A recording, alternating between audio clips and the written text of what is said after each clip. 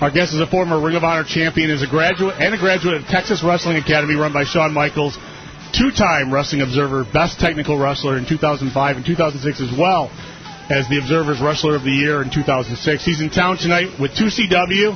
He's wrestling diehard Eddie Edwards at the All-Star Sports Arena. I want to welcome Bryan Danielson to the show. How are you doing today, Bryan? I'm doing well. How are you? I'm doing fantastic. Thank you for coming on with us today. We're real excited. We're real big fans. Oh, well, thank you very much. All right, now, let's start out first. How did you get hooked up with Shawn Michaels' school, Texas Wrestling Academy? Well, originally I was actually going to go to Dean Malenko's school down in Florida, but then my senior year I found out like 3 months before I graduated that Malenko's school was closing down. And so then all of a sudden I had nowhere to go because I had made no plans for college or anything like that. And so luckily Shawn Michaels School opened up right at that same time. So it just worked out well. So you knew you were going to be a wrestler when you were in high school then, right? Yeah, well, it's one of those things where I didn't know I was going to be a wrestler. I had nothing else to do, and I kept, when you keep saying something enough that you eventually do it, like everybody says, what are you going to do? What do you want to do after school or whatever? And you just tell everybody as a joke, I want to be a wrestler, but you say it so many times that you eventually just decide to go do it. So that's just kind of what happened with me. So you worked with a lot of current stars there, like Cade and Spanky, Paul London, and the like, right?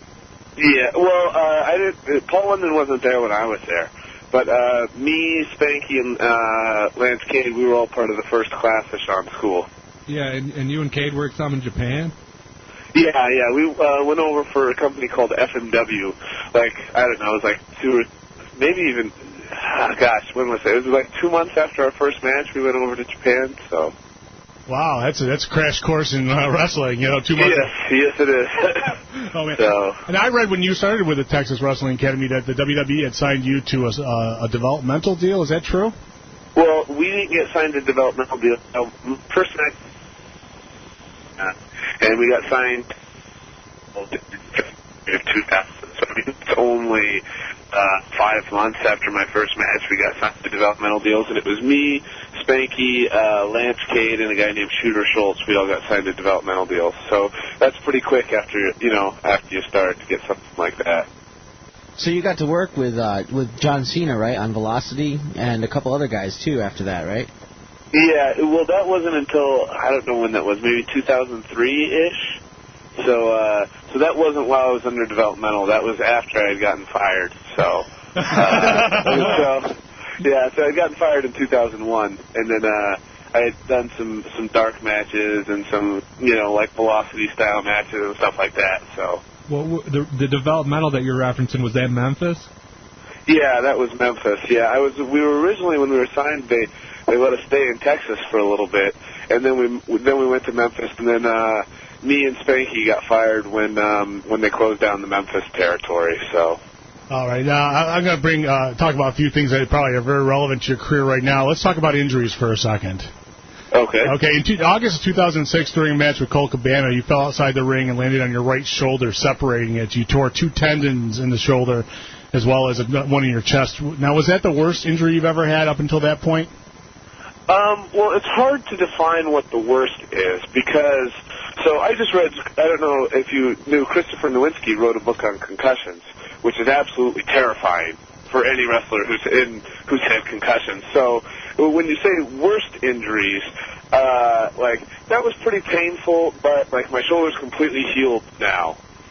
But when you look at how many concussions, we've all had numerous concussions, probably, ones that we don't even know that we've had. And then I read this book, and these football players who've had 4 or 5 concussions have Alzheimer's symptoms at 45, and that's terrifying because you don't feel any of the effects now, but in 15 years or 20 years or whatever it's going to be, you're going to have all these problems because of these injuries that you had, and you just didn't even know anything about it. So that's the scariest injury. The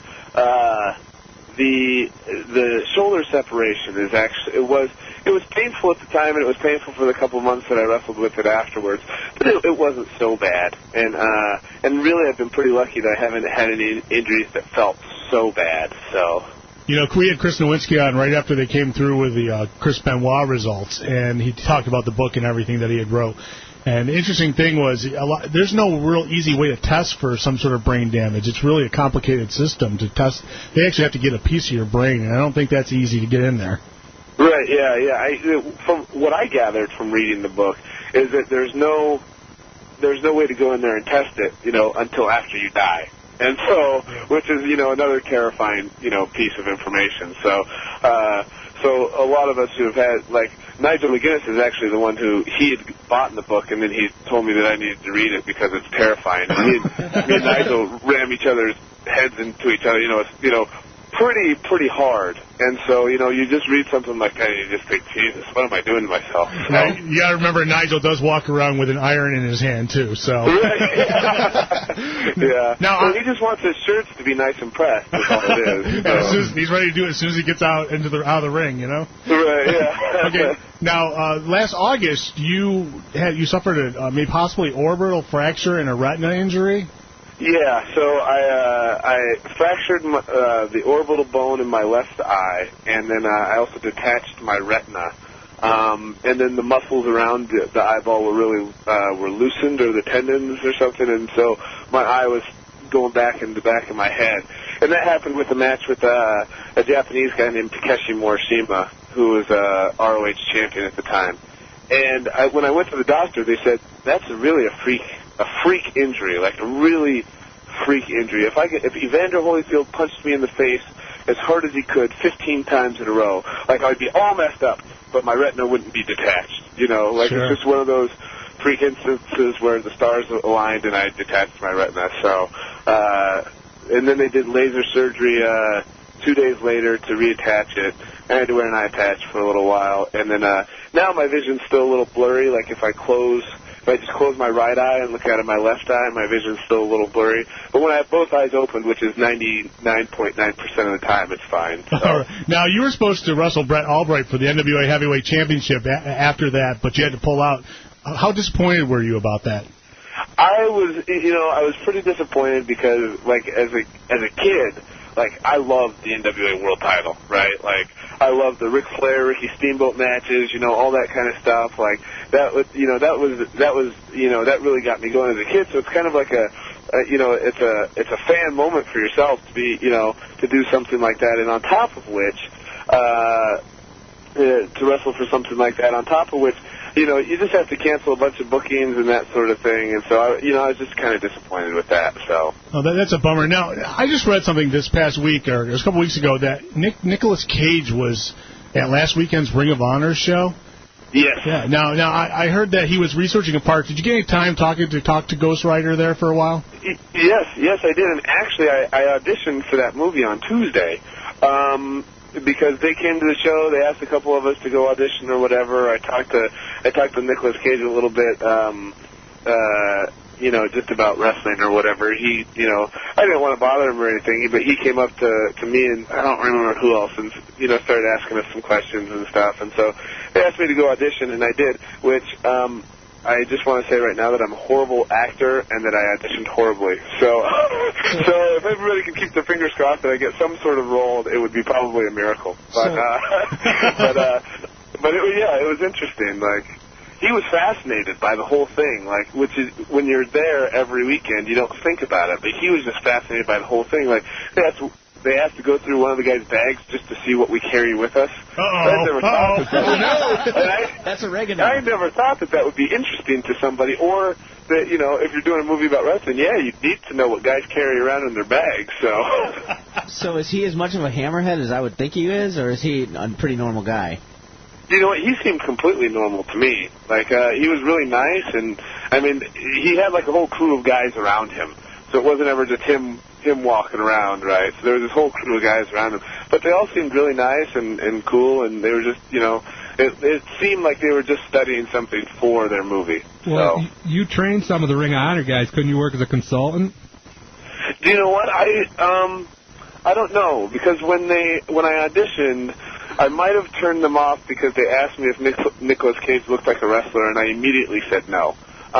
So they might, I think that, I don't know if that would be what they wanted.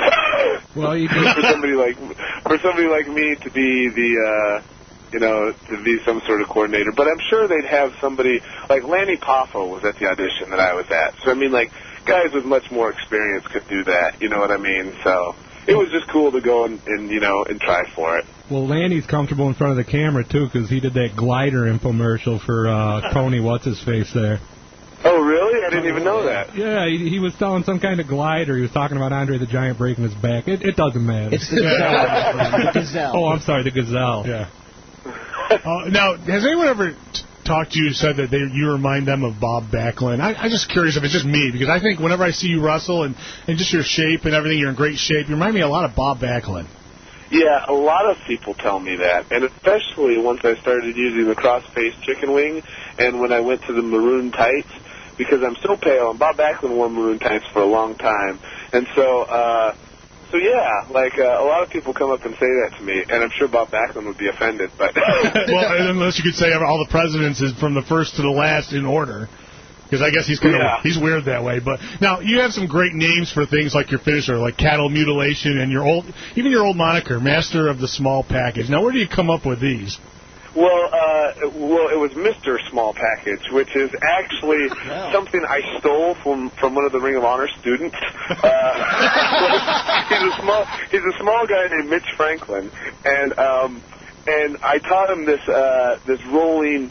It's like a rolling small package thingy, and so I taught him that. He's like, "That's awesome! I'm going to call myself Mr. Small Package." And I just snapped my fingers and I just said, "Stolen." And so there's that, and then like cattle mutilation. God, that's just a debacle story in itself. I didn't know, so I never came up with the name cattle mutilation or anything like that. I was wrestling. In 2001, I wrestled Loki quite a bit, and all of a sudden he started telling everybody it was called cattle mutilation, and I said, well, "Why are you calling it that?" And he said, "That's what it's called." And I never called it anything. I just said, "Hey, it's just an arm submission thingy, like maybe a double arm bar with a bridge or whatever." I never called it anything. But then all of a sudden, because he's giving it a name, then Christopher Daniels is calling it the cattle mutilation, and all these guys that talk to Loki or whatever, and then commentators start calling it that, and then it just becomes known as that. And I never once had any intention of people calling it cattle mutilation. And at one point, we came up with the really horrible name of Arms Across America, just because we thought it was funny. And so we tried to get that started and get that ball rolling so it wouldn't be called cattle mutilation anymore, but it never stuck. I was going to say, you probably get to hear the chants from the crowd, cattle mutilation. Yeah, you know what? In all the time I've been wrestling and all the silly chants that I've heard, I've never once heard a cattle mutilation chant, which, hey, you know what? God, there's tonight. That might make my day. There's tonight still. Hey, it's got to be better. It's got to be better than that chant you started when I saw you wrestle Steve Carino of Ring of Honor in Buffalo. You know what? No, that chant has. That's one of those things. Did you ever read the book The Tipping Point by any chance? It's talking about how things like build up momentum, and then once they reach a certain tipping point, then they just cascade down. And that was one of those things. I just did it once because it's an English soccer chant, and I thought it'd be funny, and I wanted to see if the people of Buffalo could even get with the complicated clapping sequence. Yes. And which they couldn't. And but from there, and I never did it again. I never tried doing it again, nothing like that. But just as the DVD kind of got released, a couple people thought it was cool or neat or whatever, and then it got picked up at a couple more shows, and now I hear it regularly. Oh, no. And like, yeah. I was saying, we can't even say it. Ring of Honor shows and stuff, like, like they do it pretty regularly, and I was like, wow. Folks, it's amazing for putting so little effort into it. You got to get the DVD, folks, because we can't say some of those words on the air here. Right, yeah. Oh, yeah, I'm not going to say it. But I will just say that Steve Carino wasn't in the best shape, okay? And the people, and you let him know it. Did I? I can't remember exactly what the words were, but I thought that the crowd got into it. It was very, very funny. It was one of the funniest things I've ever seen. But it was a great match, too, so that's why it sticks out in my mind, too. Oh, okay. So, Brian, now that you've been to Buffalo and Binghamton and Rochester, how's New York treating you as far as wrestling state?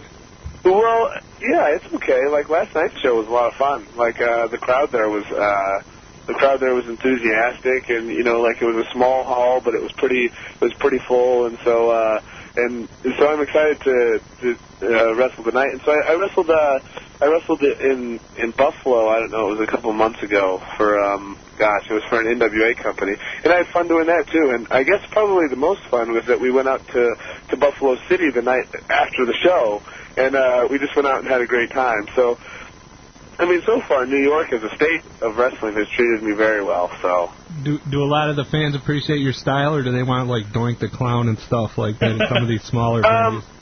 You know what? It varies. Like sometimes I go places and people are totally uninterested in wrestling, and then so sometimes then you just do a sunset flip and the guy pulls your pants down and people get back into it. So, but like last night they were semi-interested. Like there was a small percentage of the fans who were interested in seeing just some good technical wrestling. And so since my match last night wasn't like a main event match or anything like that, it wasn't necessary for us to be like this blow-away match, but to give the people who came to see technical wrestling a chance to see technical wrestling, because not everybody wants to see the same thing. So you have to have variety on a show. So, but yeah, it varies. Like some shows I go to, like that's what they want to see, is they want to see the Doink the Clown stuff, and then some places you go, they don't want to see any of that. They just want to see hard-nosed wrestling. Well, that's Binghamton. Well, you'll get a better reception tonight. We're smart fans. Yeah, actually, you're going to be wrestling Eddie Edwards tonight. Are you guys going to tear the house down? I mean, we know you're two years in a row voted the best technical wrestler in wrestling against the best technical wrestler in 2CW. This is going to tear the house down tonight. Yeah, I'd hope so. And I have a lot of respect for Eddie Edwards. We toured Noah together in April, and so we were over there for a month together, and Eddie's a great wrestler, so I mean, hopefully we should have a really good match. So. All right, now, Brian, I appreciate you coming on. You can see Brian tonight against Eddie Edwards. Samoa Joe's going to be there too, if you didn't know that. 2CW champion Dizzy, Antonio Thomas, to name a few, tonight wrestling for 2CW at the All-Star Sports Arena. Doors open at 7:15. Bell rings at 8 p.m. You can get the tickets at the door. We're going to be there. I can't miss this. You're one of my favorite wrestlers on the indie circuit and the Ring of Honor. Ring of Honor has touched our hearts. Everyone in the studio is a big Ring of Honor fan, and you had a great run you still have a great run in Ring of Honor, but when you were the champion, it was probably one of the best runs as champ there. And we're looking forward to seeing you tonight, Brian. Thank you for coming on. Thank you for having me. All right, we'll see you tonight, buddy. Okay, see you tonight. Bye. All right, Brian. All right, we got to go to break, but before we go to break, I'm going to get Alex from Rochester.